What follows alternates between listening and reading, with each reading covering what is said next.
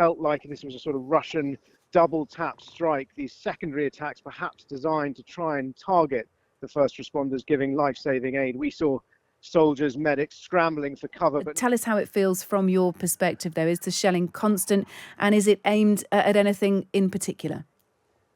Well, certainly it feels like this is still a city very much on the front line, and it has been since day one of the war when it repelled a Russian tank assault.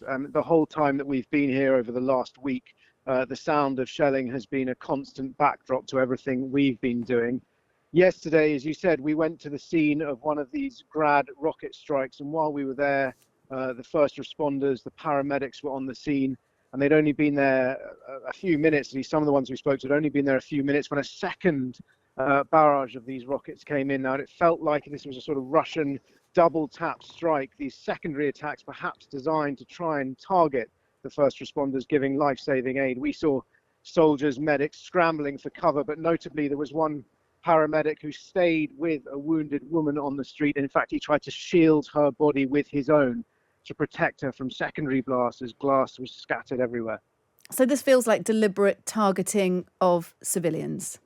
That's what it felt like. I can't say exactly what the Russians were trying to achieve, but I can tell you that one of the buildings that was hit was a shopping center. Another building was a residential block of flats. A few days before that, I'd seen 3 homes effectively destroyed, hit by rockets and set on fire, burnt to ashes. There doesn't seem to be any rhyme or reason from what I can see to these bombardments other than perhaps to keep the people here terrified. One of the medics I spoke to today said, it shows that nowhere is safe in Kharkiv.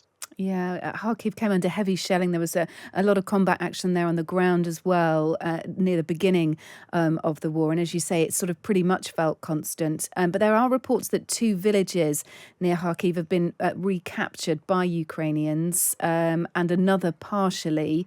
Are those reports correct? Are you hearing that as well?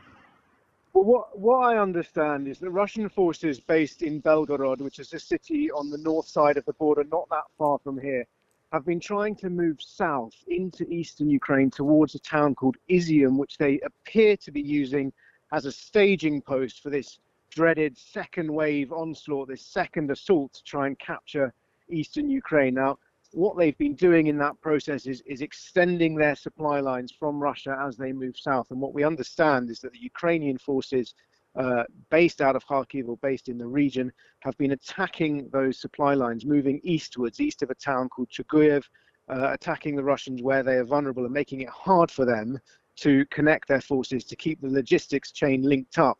And of course, if they can break those supply lines, then that's going to make it increasingly difficult for Russian forces to try and launch this second assault.